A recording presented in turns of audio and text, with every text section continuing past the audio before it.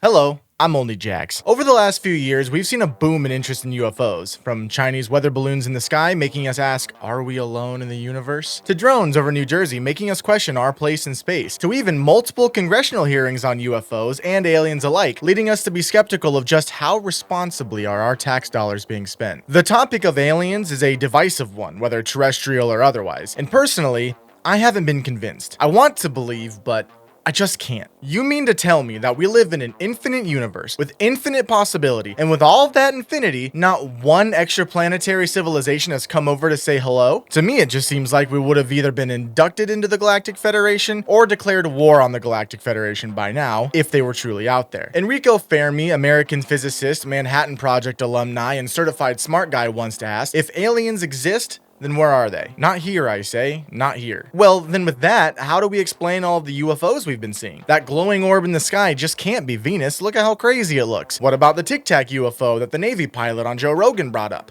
Or the Chinese weather balloon? Worry not, as I have an explanation for all of this. I've recently been studying a type of cryptid that nicely explains all of the crazy unidentified flying objects, understudied floating operations, and underappreciated financial obligations that we've been encountering. But before we get into it, go ahead and take a gamble on me and drop a like and subscribe. You probably won't regret it, but I don't know. I'm not a fortune teller.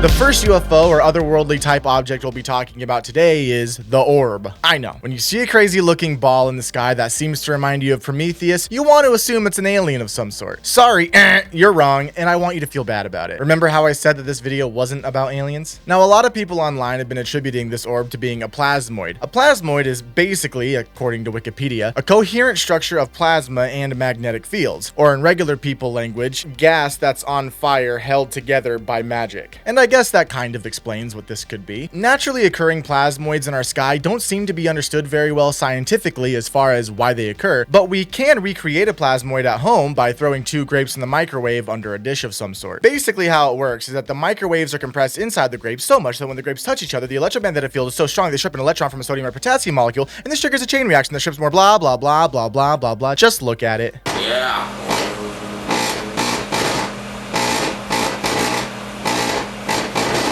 Suffice it to say, the plasmoid only kinda looks like the orb in the sky. And also, if plasmoids come from grapes, how did the grapes get in the sky? Is someone feeding Zeus some grapes up there and maybe a few of them fell off the vine and got trapped in our magnetosphere? I doubt it. Mount Olympus isn't Greece, dummy. The orb was in New Jersey. Now, I know I said the video was gonna be on CRYPTIDS, and it is, but also I couldn't pass up the opportunity to talk about biblically accurate angels either, so, I mean, listen, if you're an atheist, then to you this will be a cryptid, or like, maybe a Bible cryptid. And to everyone who's decided they want to spend eternity in paradise, sorry, you'll have to wait for the cryptids. Let me introduce you to an ophanim. This angel is known for its bizarre shape, being described as a wheel intersecting a wheel, and being used as part of God's chariot. Ophan meaning wheel in Hebrew, ophanim meaning many wheels. To help visualize the ophanim, it makes sense to visualize God's chariot. So at the top, you've got God on his throne, and then directly underneath the throne, you've got this like sheet of crystal. Holding this crystal up is 4 cherubim. They're kind of holding it like that. And then under them, you've got the ophanim. Think of like the ophanim as like spherical wheels that like cherub angels sit on top of, and then they're carrying the chariot. Them being wheels intersecting wheels in some depictions make them act more like spheres than wheels as they spin. It's said in the Bible that they never turn, rather they just spin in any direction God tells the cherubim to go. So to me, it makes more sense that there would be enough wheels making up the ophanim as to allow it to act more or less like a sphere. It has also been described as being covered in eyes and ablaze in fire. In the book of Ezekiel says that the ophanim sparkle like chrysolite, which it's funny that he says that because here's the color of the orb and here's the color of chrysolite. Oh. Now, I would be dishonest if I didn't bring up the elephant in the room. The elephant being that this orb in the sky looks a lot like Venus. Well, some people say that it does. And I'll admit, at first glance, it does make a little bit of sense. I mean, Venus is referred to as a daytime star, meaning that it's visible during the day. And on January 6th, 2025, when I was writing this, January 6th? Venus was visible in the daytime sky from around 9:30 a.m. till about 8:40 p.m. But here's why I don't think it's Venus. Remember when you were in grade school and you were learning all about the planets? You got to see the wonders of the solar system, the brilliant blue color of Neptune, tan Saturn with its rings. Uranus, and the kind of brown looking orangish color of Venus. I mean, just at first glance, Venus kind of looks like a bowl of tomato bisque, and also nothing like the orb in the sky. Although I will say that I do feel a little bit gaslit because I distinctly remember learning about Venus and having it be like this like really beautiful deep green, almost like a jade look to it. But all the pictures I was able to find online of Venus has it this brown orange color, and so I don't know, something shady maybe really is going on here. I mean, they're changing the color of Venus. The government is changing the color of Venus. They did surgery on a grape. Anyway, you tell me what makes more sense. Does the random unexplained glowing orb being some alien or drone or possibly a whole ass planet make more sense? Or does part of God's chariot peeking its wheels out of heaven make more sense? Yeah, I thought so. The Ophanim are also pretty cool to think about too, because as it's not an essential part of either Christianity or Judaism, there's a lot of debate around whether Ophanim are actually even angels or not. In scripture, the Ophanim seem to be at the direction of the cherubim rather than being their own intelligent beings, as well as, at one point during the book of Ezekiel, God commands the cherubim to bless someone's house, and so in order to do that, the cherubim reach into the Ophanim and pull out burning coals of all different colors like a kaleidoscope that they then put over the house to be blessed. So, when you look at it like that, it seems like they're just heavenly machinery used for heavenly transport and storage rather than being a sentient angel, which is pretty cool too, but to me, I mean, they must be angels because otherwise, why would they need to be covered in eyes? I know I've played dumb so far in this video for comedic purposes, but here I'm being serious. If they were heavenly machinery, why would they need to be covered in eyes? They don't need eyes if they're machinery. They just move in the direction that the cherubim direct them to move. Either way, it seems like the end is nigh because thanks to ABC7 in New Jersey, we've got video evidence of God's throne peeking down through our sky. I hope everyone repented.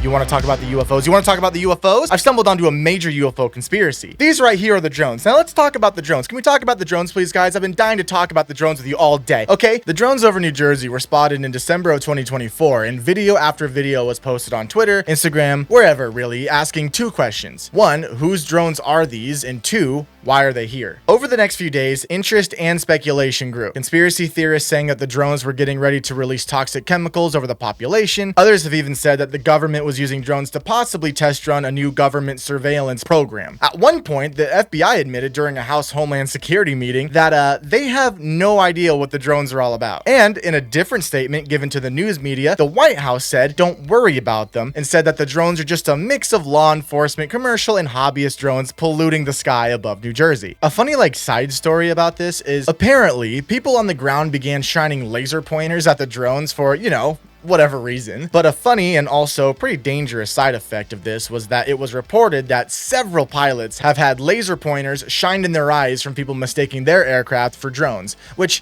yes, that's funny to think about, but then also that's super dangerous. And if you live in that area or any other area for that matter, please don't shine laser pointers up at the sky. It's bad. You just imagine you're flying your hobbyist helicopter. You're just oh shit, crashes into a crowd of people. That would be not fun. That'd be not fun. Now, the internet sleuths and conspiracy theorists all seem to agree that the drones in the sky are looking for something. Some have said that the drones are looking for information on the citizens of New Jersey. Other people have speculated that the drones are equipped with radiation detecting devices to search for an unreported nuclear incident, while others say that the drones are in the sky to search for UFOs, even checking into the Ophanim we were talking about just a few minutes ago. While I don't agree with the purpose of the drones to be looking for secret nuclear accidents or the Ophanim, I do suspect the drones to be in fact looking for something, just not something out of this world. If I had to wager, I'd say that the drones are looking for the Crawfordsville Monster. The Crawfordsville Monster, for those who don't know, is a cryptid that was first seen in Crawfordsville, Indiana in 1891. The Crawfordsville Monster has been described by those who've seen it as being pure white, using fins on its side to fly through the air and boasting a giant red flaming eye. Originally spotted on September 5th, 1891 by two good old boys, Marshall McIntyre and Bill Gray, as they were getting ready to head out on their wagon to a local ice house because, you needed to get ice from frozen lakes back in the good old times of 1891. While they were packing their wagon, Marshall became overcome with a sense of dread as he looked up to see the Crawfordsville Monster. He told the local newspaper that the monster was 18 feet wide by 18 feet tall and was hovering 300 to 400 feet above him in the air. He said that the monster made these terrible wheezing sounds but couldn't see a mouth on the monster. Marshall and Bill decided to hide from the monster in the barn barn and to wait the monster out, but after an hour, I guess, they just realized they really needed to make their ice delivery, so they decided to leave the barn to go get their ice. The monster continued to hover over the barn even after the two men left and was visible in the sky until it turned daylight, at which point it was gone. From then on, the local newspaper reports that the pair swore to be carrying a rifle with them on their trips so they could, if they ever saw the monster again, quote, drill a hole in him with an ounce of cold lead. This story was corroborated by another few people in the town. A pastor, G.W. Switzer, and his wife reported seeing the monster while going for a drink at their well. This too was at nighttime. The pastor reported that as he went out to get a drink, he too was overcome with a feeling of uneasiness and dread, and for whatever reason, his attention was drawn upward at the Crawfordsville monster. His report only differed from the previous report when describing the size of the monster. Show her your cryptid Riz. Tell her, offer to show her your Crawfordsville monster. Guys, don't be forgetting your cryptid Riz, okay? You slide into her DMs, you offer to show her your Crawfordsville monster. The pastor reported that the monster was 16 feet wide by 6 feet tall, insinuating that the monster can indeed change its shape by means of shapeshifting. So to recap, there's a monster that several have seen. It's pure white, swims through the air, and can change its shape. Well, okay, what does that have to do with UFOs? And why would the drones be looking for it? Well, I hate to take you down another rabbit hole, but I promise you that it connects. On October 5th, 2019, Joe Rogan released episode 1361 of the Joe Rogan Experience with Commander David Fravor as his guest. Commander Fravor described on the podcast an encounter with a UFO that he described to be a white tic-tac shaped hovering object that swam through the air almost, going speeds that an airborne craft of some sort shouldn't be able to achieve with living beings on board, going about 60 miles in the span of 3 or 4 seconds. He also said that it was about 40 feet long and hovered just over 200 feet in the air over the ocean just off the coast of San Diego. The Pentagon released a bunch of footage from the planes that caught the tic-tac shaped UFO, and as you can see, it really does just look like a blip on the screen, but man does it move fast. Now unfortunately, the video they were able to capture was either captured in an infrared heat detecting mode or just a simple black and white mode, so there's no color, but it's my theory that the Tic Tac UFO and the Crawfordsville monster are one and the same. Both the Tic Tac and the Crawfordsville monster are white. They both move quickly in the sky, and they both seem to resemble a similar either square or rectangular shape. Now, I mentioned earlier that the reports given by the townsfolk varied as far as size, and how that's indicative of a shape-shifting cryptid. My ironclad concrete evidence for those two things being one and the same. It's obvious when you think about it. Now, as far as why one pair of sightings was in Indiana and the other sighting was in San Diego, well, those two incidents are more than 100 years apart. Who's to say why it was in San Diego? After the initial two sightings were reported to the press in 1891, a woman had written into the paper to ask if they thought the monster could have come from Ohio, as she must have seen something similar. So it's obvious that the monster likes to travel. There's really no room to dispute it. So now that we have established with 100% certainty that these two monsters are one and the same, it's time to get back to the drones. It is my belief that the government has been secretly tracking the Tic Tac / Crawfordsville monster ever since the sighting in San Diego in 2004. They've been tracking it, I think, just in case they may need to recruit the monster for some government or military operation. It would make sense then that at some point recently, the monster had made its way over to New Jersey. The monster is in New England, God is in heaven, all is right in the world. Now, since the election, there has been talk about the US possibly taking over Greenland. The incoming president hasn't been able to commit to not using military or economic coercion to secure Greenland, and I would understand from the rest of NATO's perspective, this wouldn't be the nicest thing that the US could do. Now, how do you take over land from Denmark without invading it just to invade? Also, I would like to bring up, this is just me off the tip of my tongue here. I do think it's funny that we're talking about like storming and taking over Greenland as if that's not exactly how the Vikings did it. Whatever. How do you take over land from Denmark without invading just to invade? Well, it's simple, really. You create a problem that only you can solve and request the land as a reward. So my theory is that the drones are working on behalf of the incoming administration, and they're just trying to track down specifically where the monster is. It's taking a bit longer than expected, thus the exaggerated media attention. But once they do track it down, the incoming administration intends to coax the monster into going over to Greenland one way or another and encourage it to wreak havoc on the world's largest island. Denmark, obviously, has no way to deal with the cryptid beast, and so it asked Greenland's most competent neighbor, the US, to help rid the skies of the Crawfordsville monster. The US will say, of course we'll help you out, and deploy sky and ground troops into the country. The guys in the air will pretend to have long, epic battles with the monster, while the ground troops start working with the people of Greenland to support the war effort. During this time, the people of Greenland will learn all about US history, how cool Mount Rushmore is, and be shown a picture of Buc-ee's. And over time, the people will grow to want to be a part of the United States rather than Denmark. When positive US sentiment is at an all all-time high, the US will shoo the monster out of Greenland while the people of Greenland vote to exit themselves from Denmark and become a territory of the US. After all of this, the Crawfordsville monster will return to the US for its 1,000-year slumber, bringing in an era of peace for all of those who believe in it. Or so the Germans would have us believe.